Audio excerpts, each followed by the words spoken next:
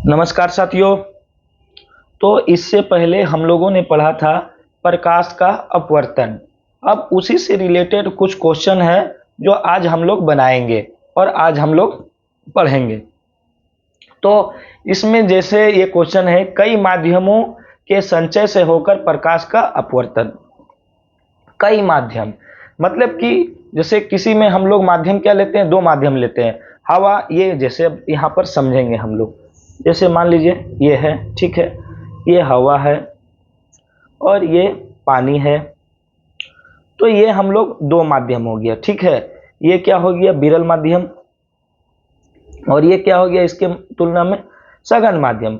विरल माध्यम कहने का मतलब होता है जो इसके मॉलिक्यूल होते हैं ये दूर दूर थोड़ा होते हैं, और इस सघन मतलब क्या, बहुत ज्यादा नजदीक, इसकी तुलना में बहुत ज्यादा नजदीक होते हैं कण, ठीक है। और हमेशा याद रखना है कि विरल माध्यम से जब प्रकाश सघन माध्यम में जाती है तो हमेशा अभिलंब की ओर ये मुड़ती है। मतलब ये अगर अभिलंब है तो ये प्रकाश की किरण इधर ना जाकर ये अभिलंब की ओर मुड़ जाती है। और इस कोण को क्या कहते हैं, आपतन कोण। इस कोण को क्या कहते हैं, आपतन कोण। और इस कोण को क्या कहते हैं, अपवर्तन कोण। क्लियर है, ठीक है। इसे आई से डिनोट करते हैं और इसे आर से। अब यहां पर देखेंगे हम लोग एक से अधिक हवा रहेगा, पानी रहेगा और दूसरा माध्यम भी है, जैसे हवा, पानी और ये कांच और ये हवा। अब देखें तो पहला हम लोग लिखेंगे क्या, पहला लिखेंगे हम लोग एयर से, हवा से पानी में जा रहा, तो ये एयर से लिख लिए वाटर में। तो air a mu water sine i ये, और साइन आर ये sine i by sine r one. Clear है। अब देखिए ये कौन जानते हैं हम लोग, बराबर होगा। तो अब पानी से लेंगे कांच में, तो पानी से कांच में, तो वाटर से ये ग्लास में लिए, साइन आर वन ये साइन आर वन और ये साइन आर टू, ये समीकरण 2। और ग्लास से म्यू वाटर एयर में।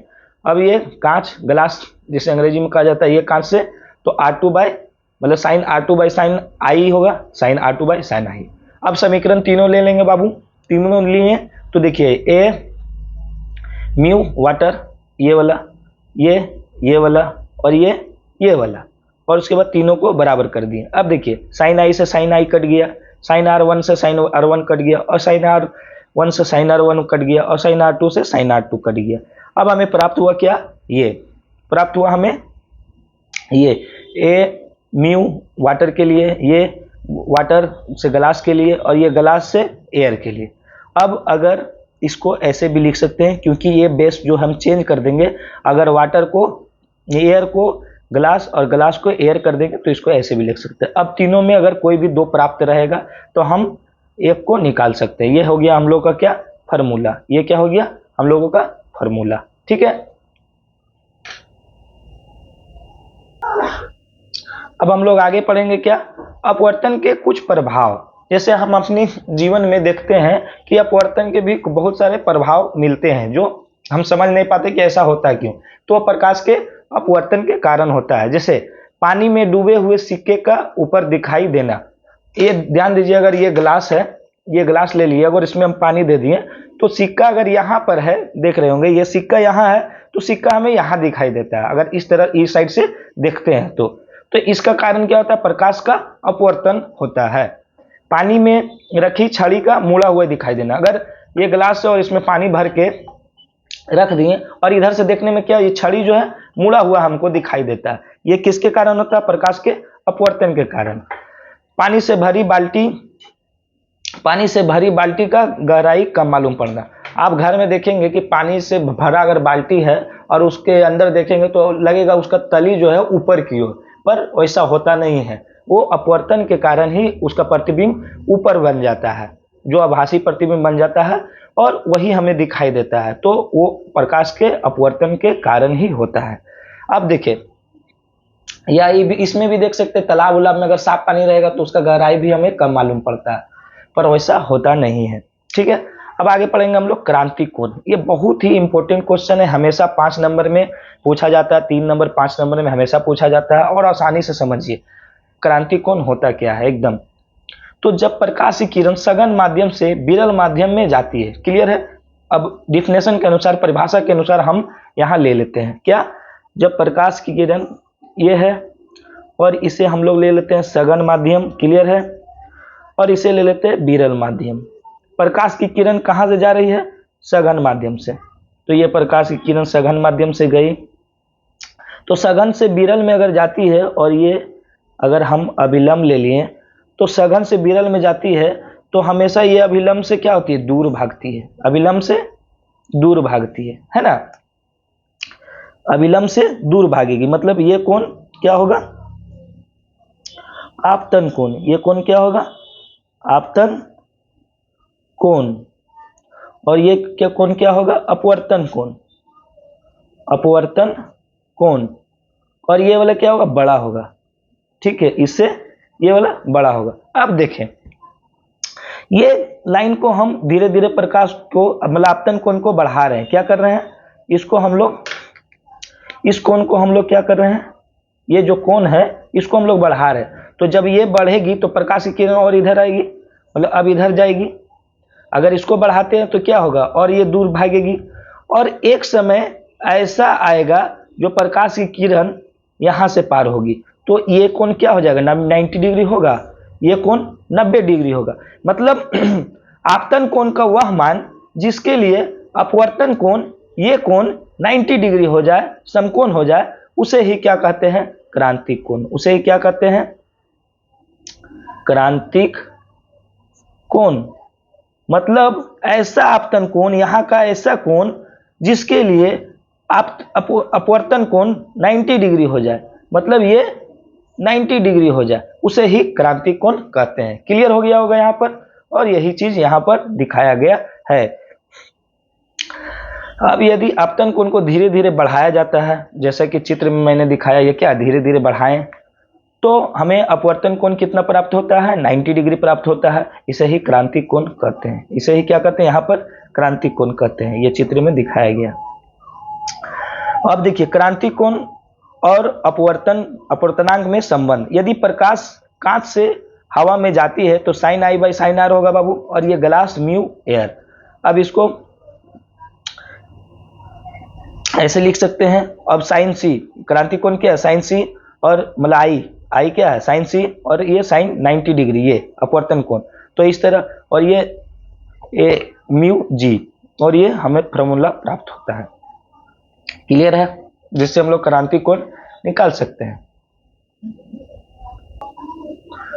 अब यहां पर देखिए, एक और भी काफी इंपॉर्टेंट क्वेश्चन है जो हम लोग अभी पढ़ेंगे। वो क्या है? पूर्ण आंतरिक परावर्तन। ठीक है, तो पहले हम इसको अंग्रेजी में क्या बोलते हैं? Total internal reflection. ठीक है, तो जब प्रकाश की किरण सघन माध्यम से विरल माध्यम में जाती है तो अभिलंब से दूर भागती है। क्लियर है? यहां पर हम लोगों ने क्या देखा है कि जब प्रकाश की किरण सघन माध्यम से विरल माध्यम में गई तो ये अभिलंब से दूर भाग रही थी। क्लियर है? और एक विशेष कोण पर अपवर्तन कोण 90 डिग्री हो जाता है। उस विशेष आपतन कोण को क्रांतिक कोण कहते हैं ना। एक अगर इसको धीरे धीरे बढ़ाते हैं तो एक विशेष कोण पे हमें क्या 90 डिग्री प्राप्त होता है। और अगर अब यदि आपतन कोण को थोड़ा भी बढ़ा देंगे, मतलब कि यहां ध्यान दें, ये था, क्लियर है? अब ये प्रकाश की किरण गई तो इधर जाती है, अप्रकाश की किरण गई तो इधर आ जाती है। और अगर इसको अगर थोड़ा और बढ़ा दें, क्या करें? थोड़ा और हम बढ़ा दें, तो ये क्या होता है? टोटल रिफ्लेक्ट हो जाता है। मतलब इसको कहा जाता है परावर्तन। क्या कहा जाता है? परावर्तन। मतलब उसी माध्यम में, अगर ये सघन माध्यम है तो सघन माध्यम में ही ये रिटर्न हो जाती है। इसे ही कहा जाता है पूर्ण आंतरिक परावर्तन। क्लियर? प्रकाश की किरण इधर, इसका मतलब नहीं जाती है, और ये इधर ही लौट आती है। और ऐसा कब होगा? जब आपतन कोण क्रांतिक कोण से ज्यादा होगा, मतलब क्रांतिक कोण से ज्यादा होगा, तो यहां पर हम लोगों को कोई भी किरण प्राप्त नहीं होगी। इसे ही कहा जाता है पूर्ण आंतरिक परावर्तन। क्लियर है? अब प्रकाश की पूर्ण आंतरिक परावर्तन के लिए कुछ नियमें हैं। जैसे प्रकाश की किरण सघन माध्यम से विरल माध्यम में जाना चाहिए, मतलब कि ये विरल माध्यम से सघन माध्यम में नहीं आएगा, सघन माध्यम से ही हमेशा विरल माध्यम में जाना चाहिए। सघन माध्यम में आपतन कोण क्रांतिक कोण से अधिक होना चाहिए। सही बात है। जब तक क्रांतिक कोण से बड़ा नहीं होगा तब तक इधर ही तो किरण जाते रहेगा, और जैसी क्रांति कोण से बड़ा होगा तो ये क्या होगा, टोटल रिफ्लेक्शन इधर हो जाएगा, मतलब प्रकाश की किरण देख रहे होंगे ये इधर लौट आएगा, है ना, इधर लौट आएगा। क्लियर है? अब देखें, आगे देखें, प्रकाश की पूर्ण आंतरिक प्रवर्तन के कुछ उदाहरण।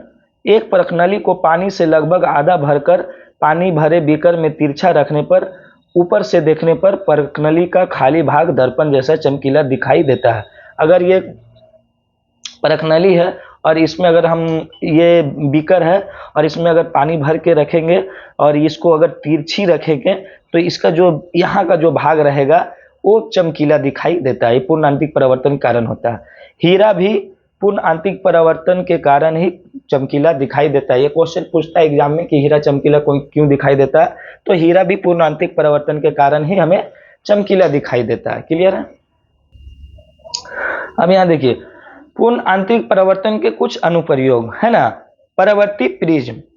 प्रिज्म जैसे कि हम जानते हैं कि 5 सतहों से घिरा एक पट्टा होता है। उसमें क्या होता है, 5 सतह होता है जिसके दोनों सम्मुख फलक समांतर नहीं होते। मतलब समांतर का मतलब क्या, ये फलक और ये दोनों क्या होता है, समांतर नहीं होता है। ठीक है, बल्कि जिसके दोनों सम्मुख फलक समांतर नहीं होते, यह त्रिभुजा आकार होता है और कांच का बना होता है। यह प्रकाश की किरण को 90 डिग्री से मोड़ने के लिए प्रयोग किया जाता है।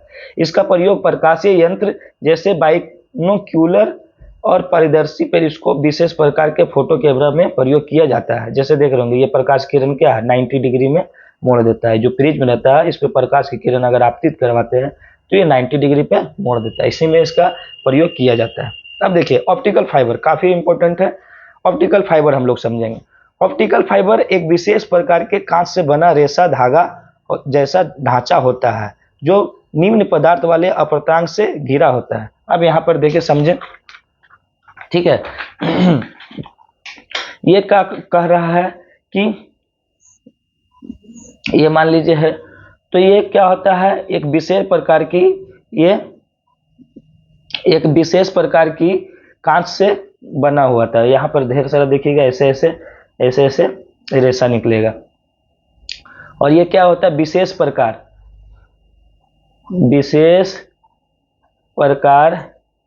के कांच से बना होता है। ठीक है, अब देखिए क्या होगा इसमें।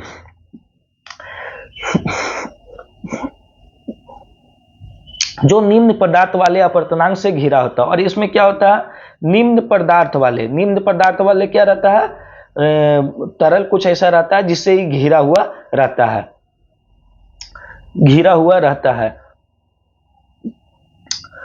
और यह पूर्ण आंतरिक परिवर्तन पर काम करता है। ऑप्टिकल फाइबर के द्वारा प्रकाश को किसी रोगी के मुंह से कंठ द्वारा पेट के अंदर भेजकर उसका अंदर का प्रतिबिंब प्राप्त कर सकते हैं। इस चिकित्सीय तकनीक को एंडोस्कोपी कहते हैं। पर सबसे ज्यादा ऑप्टिकल फाइबर, मतलब हम लोगों को रोगी का जो इलाज करने के लिए भी इस ऑप्टिकल फाइबर का प्रयोग किया जाता है, ताकि अंदर का जो है पेट उट का फोटो हम लोग उससे निकाल सकते हैं। जो डॉक्टर है इसका उपयोग किया करता है। ठीक है, पर सबसे ज्यादा ऑप्टिकल फाइबर का प्रयोग संचार में किया जाता है। संचार मतलब समझ रहे होंगे, टेलीफोन जो अभी 5G 4G चल रहा है उस सब में भी इसका प्रयोग किया जाता है। क्योंकि अब कैसे किया जाता है ये समझिए थोड़ा सा। ठीक है, जैसे जो विद्युत चुंबकीय तरंगे आती है, जैसे मान लीजिए ये ऑप्टिकल फाइबर है, ठीक है, और यहाँ पर अगर कोई हम मशीन लगा दिए, क्या किए, ये हम कोई मशीन या उपकरण लगा दिए। ठीक है, अब यहाँ से ये जो विद्युत तरंगे जा रहा है, क्या है, ये विद्युत तरंग है बाबू, ये विद्युत तरंग है। और ये मशीन जो कन्वर्ट कर दे रहा है इस तरंग को, ये मशीन जो है ये कन्वर्ट कर दे रहा है किस में, लाइट में। इसको क्या, प्रकाशीय तरंग में। अब यहाँ पर हम ऑप्टिकल फाइबर लगाकर इसको दूर दूर तक भेज सकते हैं। और इसमें क्या होता है, नुकसान कम होता है, मतलब जो ज्यादा तरंगों को भेजा जा सकता है, ज्यादा तरंगों को इसमें भेजा, इसकी तुलना में ज़्यादा इधर विद्युतीय है तो इसके तुलना में प्रकाशीय में और ये ऑप्टिकल फाइबर में ज़्यादा तरंगों को भेजा जा सकता है और कम खर्च में, क्योंकि ये कॉपर ऊपर का बना हुआ था और इसमें कम खर्च आता है और चोरी वोरी भी होने का इसमें डर कम रहता है। अब रोड के सड़क के किनारे देखते होंगे कि केबल मतलब मट्टी को कोड़ कर देखते होंगे केबल उबल बिछाया जाता है, तो इसे ही ऑप्टिकल फाइबर कहा जाता है। ठीक है, तो इसे संचार की व्यवस्था में किया जाता है। जैसे संचार में किया जाता है, एक विशेष प्रकार के साधन द्वारा विद्युतीय तरंगों को प्रकाशीय संकेतों में बदलकर उन्हें ऑप्टिकल फाइबर में संचारित किया जाता है। जैसे अभी समझाया आपको, संचार की इस विधि से यह लाभ होता है कि विद्युतीय तारों की अपेक्षा इसमें कम खर्च आती है और इसमें ज्यादा संकेतों को भेजा जा सकता है। यही कारण है कि समुद्र के अंदर बिछाए गए अंतर्राष्ट्रीय टेलीफोन के केबल तथा कंप्यूटर में ऑप्टिकल फाइबर का प्रयोग किया जाता है। जैसे देखिए, और ये काम कैसे करता है, ये मान लीजिए ऑप्टिकल फाइबर है तो ये प्रकाश की किरण को ऐसे पूर्णांतिक परिवर्तन करके यहाँ बाहर निकाल देता है। ये निम्न अपवर्तनांक का पदार्थ है, ये सुरक्षा परत है और ये ऑप्टिकल फाइबर है। अब हम लोग आगे पढ़ेंगे क्या, वायुमंडलीय अपवर्तन। अब देखिए समझे वायुमंडलीय अपवर्तन क्या। यह साधारण अनुभव की बात है, जलते हुए चूल्हे और स्टोव से गर्म हवा इधर उधर फैल जाती है, जिसके कारण गर्म हवा के द्वारा दूसरी ओर से देखने पर दूसरी ओर की वस्तुएं हिलती हुई दिखाई देती है। आप देखते होंगे, आप घर में भी देखते होंगे, अगर चूल्हा वाला जल रहा है या गर्मी के समय में या कहीं पर आग उग लगा हुआ, तो उस साइड का जो वस्तु दिखाई देगा आपको हिलता हुआ दिखाई देगा। आप तो ऐसा होता क्यों है, चूंकि अब देखिए यहाँ एकदम इजी चीज है, समझने वाली चीज है। एक चीज कॉन्सेप्ट को आपको यहाँ दिमाग में बैठा लेना। ठीक है, मान लीजिए ये क्या है बाबू, ये मान लीजिए चूल्हा या गर्म पदार्थ, ये क्या है, चूल्हा है। ठीक है, चूल्हा है, क्लियर है। अब देखिए मान लीजिए यहाँ पर आग लगा हुआ है, मतलब आग है, तो ये जो है ये, और इससे ऊपर जाइएगा ना हल्का ऊपर, तो ये ज्यादा गर्म रहती है। क्या रहती है, ये ज्यादा गर्म रहती है, ये ज्यादा गर्म रहती है। अब देखिए क्या होता है, अब जैसे क्या होता है, ये ज्यादा गर्म होती है। अब प्रकाश की किरण जब अगर इधर से टकरा कर अगर इधर गई, मान लीजिए इधर गई, तो हमेशा याद रखना है कि जो गर्म ज्यादा रहेगा, गर्म रहेगा, वो विरल माध्यम रहेगा। क्या रहेगा, विरल माध्यम। और जो हवा, ये हवा है, ऊपर में क्या है, ये सब हवा है, मान लीजिए ये क्या है, हवा। और जो ठंडा हवा रहेगा, मतलब ठंडा हवा, वो हमेशा सघन माध्यम होता है। ये ध्यान लगा लीजिए, क्योंकि उसका घनत्व तो, ठंडा हवा का घनत्व तो क्या होता है, ज्यादा होता है, डेंसिटी, घनत्व तो ज्यादा होता है। मतलब हमेशा याद रखना है आपको कि ठंडा हवा का घनत्व तो ज्यादा होगा और वो हमेशा क्या होगा, सघन माध्यम होगा। और गर्म हवा जो रहेगा वो विरल माध्यम रहेगा। तो जब सघन माध्यम से विरल माध्यम में आएगा तो फिर क्या होगा, प्रकाश का अपवर्तन होगा।